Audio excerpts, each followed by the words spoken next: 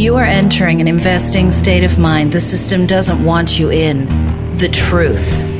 You want answers? Michael Covel has them on the Trend Following Radio Network.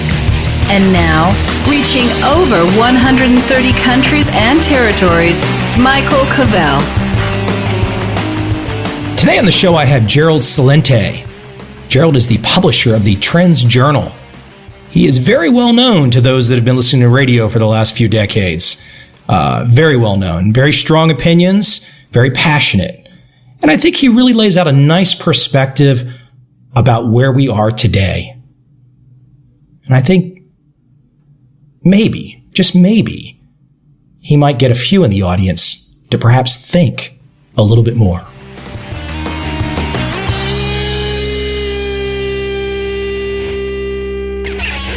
Hello, Michael. Hey, Gerald. How are you today? I'm wonderful, and how are you? I'm not too bad, not too bad. I'm currently in Southeast Asia today, so where are you? You're in New York? Upstate, about an hour and a half north of the city. Well, I'll tell you what, right, since I've only got you for about 30 minutes today, I want to jump right in. And I want you, because you've got a nice historical reference for the last many decades, and you really have put the pieces together. But can you explain to the audience how awful and nefarious this concept of the zero interest rate policy is? And it's going to lead into a lot of other topic areas, but I just see the fact that people have given up on the idea of no more interest income, that saving is useless, and it's like people have just rolled over and they don't even care anymore. It's not only that they don't even care anymore, they don't even know anymore.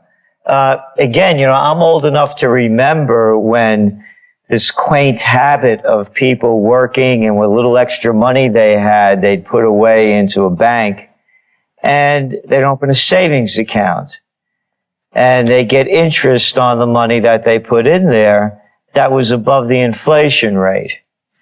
And and again, when I was a kid, they used to have all these ads, Eastern Airlines, of course, they're gone. Come on down, go to Florida. And all the retirees started going down there. People could actually retire on what they saved. And that concept is long gone. And when you really see the beginning of the death of it has been going on for quite some time. But it really became very apparent after 9/11. And people forget that prior to 9/11, just months before, Bush was elected in November of 2000. The country was in a severe recession. The dot-com bubble had burst in March of 2000. He was really disliked. And then 9/11 came. And what happened? They told everyone, go out and spend money. They lowered interest rates to 46-year lows. That's what created the housing bubble, all of these other bubbles that went along with it. The nation was in a recession. And then, of course, when they began to raise interest rates later on in the 2000s, 2005, 2006, you started seeing the results happen immediately, with the housing bubble bursting. The only thing that has kept this so-called recovery alive is the trillions, that's right, trillions of dollars of worthless money that the Federal Reserve has been dumping into the system, and record low interest rates, near zero interest rates. And when interest rates go up, the economy goes down. So what else they have done by lowering interest rates and people putting money in the banks and getting basically zero back, is they're forcing them to gamble in the equity markets. So again, it's an interest rate recovery. It cannot go on forever. And as you well know, being a professional in the field that you are in and knowing it so well, the only reason these emerging markets emerged at the levels that they have is because of all the hot money flowing into them, because U.S. interest rates were so cheap, they could get all the money they wanted, brought it home, got a higher interest rate on it, and then started another bubble. And now, of course, interest rates are going up, and the emerging market bubble is popped. It's frightening. We have allowed men on Wall Street with the puppets in DC to basically have boom bust scenarios as far as the eye can see. And I'm starting to wonder if just people are so whiplashed and so afraid, they're just willing to believe anything a talking head tells them. It's not only in that, it's in every field. You know, the United States is talking now about attacking Syria. And I watched yesterday 3 painful hours of the Senate Foreign Relations Committee hearings. You know what it reminded me of, Michael? It was like being in high school and listening to the principal lecture you and then the teachers chiming in. It was a freak show.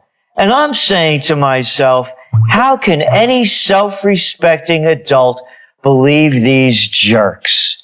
And it's a circle jerk. It's the Beltway circle jerks and the DC drama queens. And it just goes on. So what's going on with the rest of the people? All right. Again, I remember, growing up, in college, they had this song, I take the 8:19 into the city and I get to work by 9. Nobody takes the 8:15 into the city anymore. They're on the road at 5:15. They're getting home at 7, 8 o'clock at night. Those are the people that have jobs. The other ones in Slavelandia are working in these terrible joints called Staples and Home Depot and Lowe's and CVS and on and on, and Target and Macy's, Walmart's, the whole deal. So people have no lives. They have no money. Again, I'm old enough to remember this quaint little thing they used to have. Pharmacists. That's right. The people that grew up in the community or moved into the community, opened up the drugstores. They're gone. The people that had hardware stores. Right up here in Colonial Kingston, where our offices are, there was O'Reilly's stationery store down the block. Well, Staples and Office Depot gobble them up. It's a it's a multinational takeover, and it's global. So people have nothing, and they've lost their minds. Look what they look like. Look what they're eating. Fast food? There's no such thing as fast food. It's crap food, and they look like crap. They think like crap. They drink crap. They have crappy jobs. They get crappy pay. The mind is turned to crap. They don't know what's going on. They can't see what's going on. And they become so desensitized, they don't even know what's going on when it hits them in the face or over the head. As you mentioned, the desensitization, I'm thinking that here we are, America prepared to attack another country that, as far as I can tell, I think most rational people would say there's no interest in America being there. But I think on a really tangible level, I think people should imagine what happens when drones and cruise missiles go to Syria. You're literally talking about the vaporization of small children into a fine blood mist. Now, can you imagine if that was your child or your nephew or your niece? When you really put it in such graphic terms, I think maybe that's one way to get it across. You're a pretty straightforward guy. I do put it in those terms. It doesn't make any difference. Listen, 3 people died in the Boston Marathon bombing. Tragedy. How many people died in drone strikes? I mean, pick up the papers. Every day, 6 dead, 28 dead, 14 dead, 37 dead in Iraq. I mean, this goes on, 3,000 Iraqis dead in the last, couple of months. Their skin is the wrong color, and it's not at home. So let's call it what it is. And again, the people have also become desensitized particularly young people, by these video games. They're all war games out there. It's only a game, Michael. Yeah. And it's far away. And again, look, all they need in the United States is another terror attack, false flag or real. And this whole country, you're going to see the yellow ribbons come out again and the flags wave. It's like everybody has attention deficit disorder. Again, I watched those hearings yesterday. Let's get this straight for everyone listening. The United States has not won a war since World War II. They have lost Korea. They lost Vietnam. They lost Iraq. They've lost Afghanistan. Our Nobel Peace Prize winner, president, by the way, introduced another 33,000 troops into Afghanistan immediately upon getting elected with the so-called troop surge that was going to bring freedom and prosperity around the globe, or particularly in Afghanistan, and also the wonderful Libyan humanitarian mission. You know that time-limited, scope-limited kinetic action, as they called it, and now it's destabilized the entire country and the region, and now they're going to fix Syria. So if people can't get outraged over this, as by the way, Detroit goes bankrupt, you don't want to have a picnic in Camden, don't drive through Trenton with your doors unlocked. How about a lovely day in East St. Louis? I mean, go around the country, look at the decline and the money going overseas to fruitless wars. The people are out of touch. They're out of their minds, and they think that they have a representative form of government when these clowns only represent the people that give them the most amount of money or have the most power. Gerald, you've thought about this a lot. Is there anything that can happen to stop this kind of train that's left the station? And I think you accurately stated that it was post the dot-com bubble where basically people had lost their life savings, so to speak, and 9/11 hit, and basically the government said, we're gonna be your father, and we're gonna save you from every boogeyman that's out there, and we're gonna lower those rates. And I think you correctly outlined exactly what's happened since. Is there a moment? When can it reset? When can something happen? What could that something be that maybe for us thinking people that are still left, that there could be a reset? There could be maybe something that allows us to get back to some sanity. To me, I'm at this for over 30 years. I began the Trends Research Institute in 1980. And as I keep, getting older, I keep looking back, and, I'm not the same guy I was when I started. And I did a lot of work, spiritually, emotionally, and physically to keep growing. And I believe that's what has to happen. There has to be a reset to morality. And that seems totally gone now. It's not even in the books. And to me, it's when the individual changes, everything changes. And enough individuals have to change. When I wrote Trends 2000 back in 1995, if there was one mistake, Michael, that I made, I was too optimistic. That whole New Age movement was starting to flourish. And people were really looking for the inner self to change the outer world. And then the dot-com boom started to happen. I watched it. My generation, the baby boom generation, became everything that they hated. They're the biggest hypocrites out there. And by the way, that greatest generation that Tom Brokaw writes about, that's a lot of BS as well. The greatest generation gave us Levittowns, suburbs, fast foods, and big agriculture, agribusiness. So yeah, they did some nice things, but guess what? They set the model for destruction. They're also the ones, and again, how could it happen on a practical level? No matter what country you're in, no matter what community you live in, and again, I want to preface this with the words taught to me by my dear father.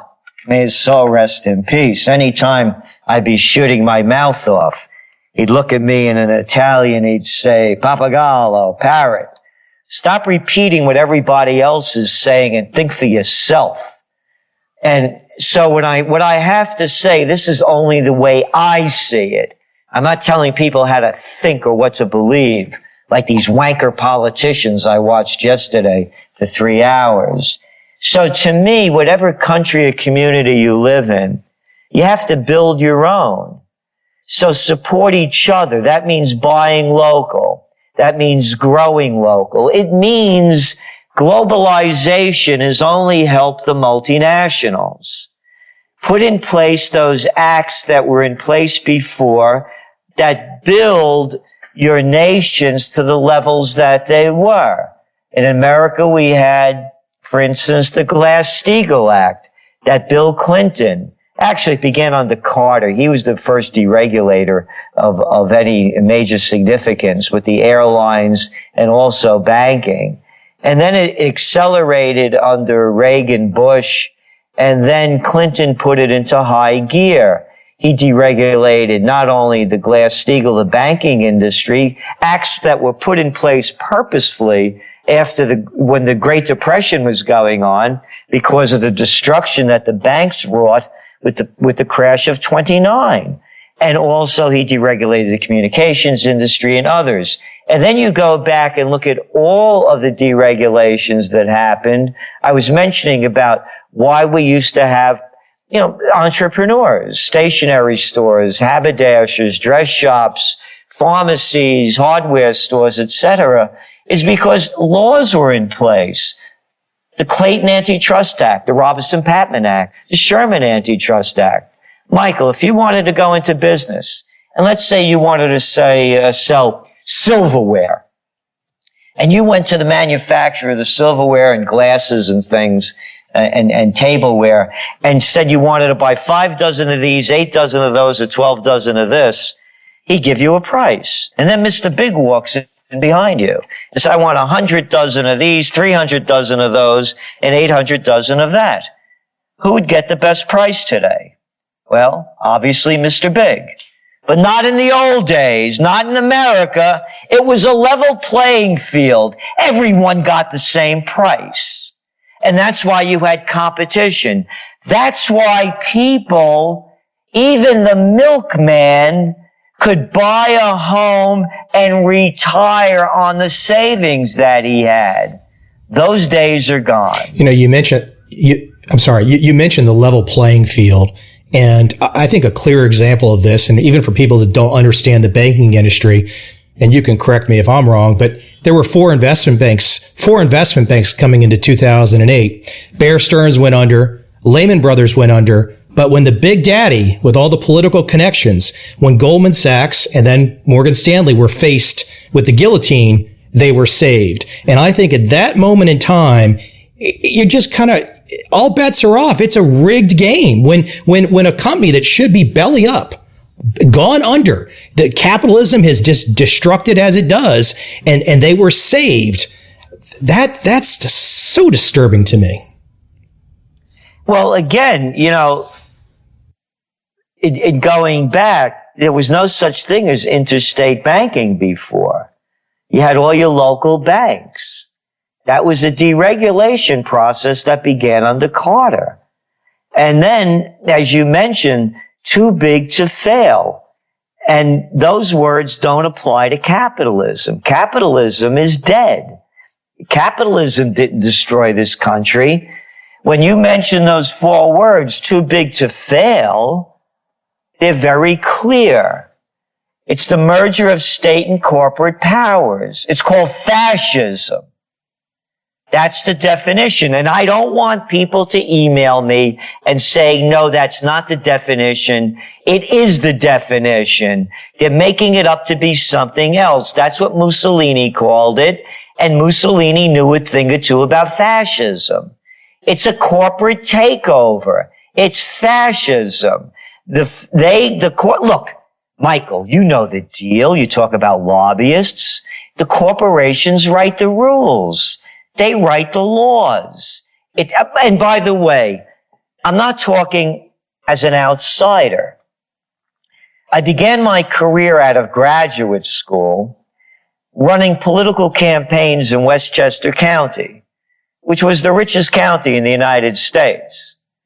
I was very good at it, and they sent me up to Albany, the state capital, and I was the assistant to the secretary of the New York State Senate. I went on and designed and instructed American politics and campaign technology at St. John's University. And for several years, I was the chief government affairs specialist for a section of the chemical industry. My specialty was antimicrobials in D.C. One of our chief writers in the TrendsJournal is Dr. Paul Craig Roberts, former assistant treasury secretary under Ronald Reagan. So it's not like we don't know what it looks like on the other side. I have a very clear vision of it. It's a complete takeover.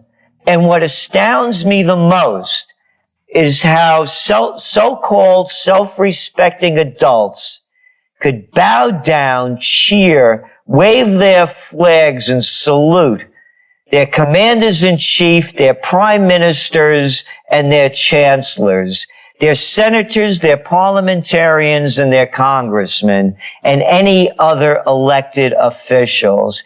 It is a disgusting spectacle to me that people follow their two-bit leaders. Whether it was Mussolini, Hitler, or all of the rest, go through history right up to the present. To me, it's a freak show. It's a sideshow. It's a carnival show. And guess what? The people pay for the tickets to go to the circus and look at the freaks and go to the sideshows. You know, let me give some perspective from where I'm currently in Saigon tonight, and I've been here for a few months, and it's interesting observations as a man who's in his mid-40s, who thought back in high school when they bombed the Beirut barracks and they started up selective service. I figured, okay, I'm going to be in the middle of a Middle East war at some point in time. But now, fast forward a couple years, and here I am in Saigon making observations of this culture and these people, and looking at it all and saying to myself, what in blazes was America doing here? What was the goal? And I think the only conclusion you can come to, it was an economic goal for some group of people, defense contractors, political people. But I mean, these people don't want to fight. They just want to run their lives, have their kids, and to think and look at some of the bombing we did over here. And look, I'm not trying to be a peacenik or anything, but when you're on the ground and you meet people and you see their kids, and you see kids, that's the thing. You see kids on the ground, and then you say to yourself, we were just strafing the whole country with carpet bombing, and you just shake your head and say, what in blazes were we doing? And now, here we are all these years later, and they've lined up, as you've described, in D.C. to say, let's go do it again in Syria. And I think the fun note that I saw, I didn't see any of the news that you saw. I didn't watch any of the hearings, but I did see that McCain was playing poker on his iPhone. McCain playing, they call him a war hero, by the way. And here's a guy, you talk about carpet bombing. He was no war hero. His plane crashed when it got shot down bombing innocent Vietnamese. Not a hero. And by the way, just so you know, I dodged the draft. I was perfect draft age. And it wasn't that I was intelligent enough to be opposed to the war. I couldn't just imagine me, a lot of weight on my back, getting shot at in a foreign country. But I went to Vietnam in 1995 when it first opened up to the West. And I remember when Highway 1 didn't go from Hue to Hanoi. And I remember when in 1995, Michael, that there was no mechanized equipment in the farms. All it was the buffalo. What do you call them? I know what you mean. Yeah. And the oxen and people with implements, hand tools, and there was hardly any car. I remember when there was still rickshaws in Saigon when they were just or Ho Chi Minh City, I should say, when they were just banning them. and bringing in, and very few places had motorcycles. So I remember, being among the first Americans in there, and I spent 3 weeks there, going from the Mekong Delta up to Hanoi, and how the people didn't hate the Americans. And one of the guys said to me, look, he said, before the Americans, there were the French. And before the French, there were the Chinese. And it's the way of war. When is society, you asked me the question about when things could change. When will we have a level of morality? People walking around with this ego on their heads and chips on their shoulder. Today I was just reading another story yet about the remains of King Richard III. They dug the cat up. He's under a parking lot where he was buried, right? It tells you what dust we are and how we have these ego trips that are destroying so much of ourselves and others. But an interesting footnote that no one's talking about with the king. The king is dead. The footnote is that he died in a battle and they were fighting the War of Roses. What a beautiful name. When he died, the war ended. So to me, and he was, by the way, the last English king that fought in a war. Let these so-called boys out there, these tough big mouths, we're going to take out Assad, we're going to take out Hussein, you want to go take them out, take them out. Go do the fighting. Lead the charge. If you don't lead the charge, shut your mouth. Anybody that wants to go to war, pick up your gear and go fight. Send your wife, send your kids, send your money. You said you're not a peacenik. I am. I'm not a pacifist. Anybody tries to attack me, I'll take them out as quick as I can. And I mean that. I'm a second-degree black belt in close combat. I don't bother anybody. But if somebody's going to bother me, be prepared to die. But I don't go looking for a fight. And if I do go looking for a fight, I deserve to get what I brought onto myself. Anybody that wants to fight, go fight. Keep me out of your psycho trip. And the United States and their coalition of the willing, you got a bunch of guys and women on a psycho trip. I heard Barbara Boxer. I heard another one. Who was it over there? The senator, another woman senator from New Hampshire. You should have heard the war talk spewing out of their mouths. I'm tired of hearing, if only the women were in charge, there'd be no war. These women had warhawk mouths as big as the rest of the little boys in the crowd. There was not one guy, not one woman there calling for peace or saying, hey, no foreign entanglements. That's what our country was founded on. Gerald, I don't disagree with any of that. My peacenik comment was more just to make an illustration, but I think for me, I have a hard time when I think about the little kids, and like I said, walking the streets of Ho Chi Minh City, Saigon, and you see little kids and you say, well, this is a country that my country was bombing many years ago. And now my country is proposing to go bomb another country that 99.9% of Americans will never set foot in. And it's just a sad situation. And I do hope that the reset to a more moral and perhaps more ethical society, I hope that reset happens.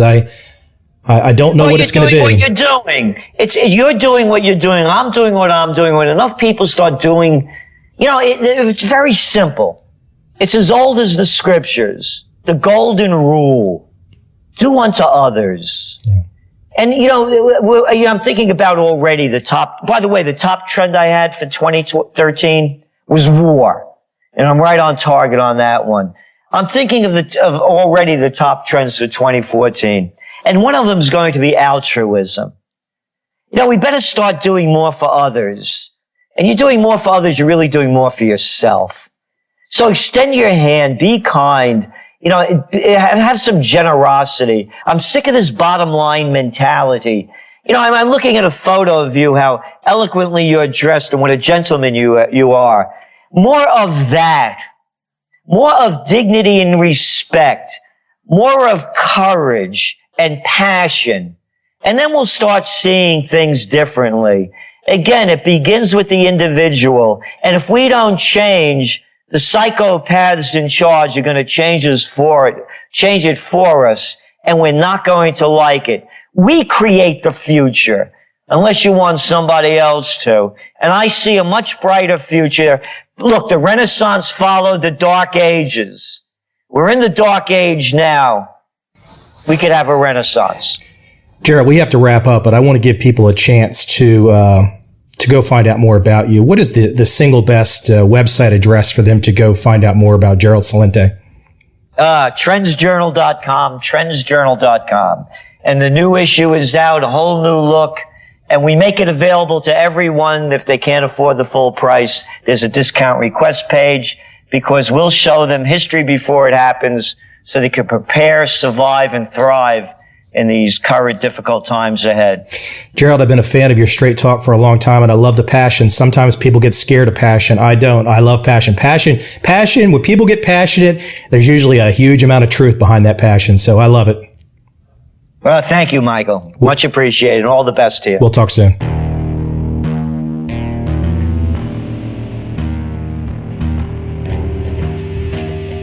If you want to learn how to be a trend-following trader, the first place to go is TrendFollowing.com. My firm can help you with educational, research, and systems trading packages to get you started immediately. Take advantage of my 15 years of experience. Take advantage of all the insights that I've accumulated and put into one research and educational package. These are systems that you can use immediately to start making money. Once again, go to TrendFollowing.com.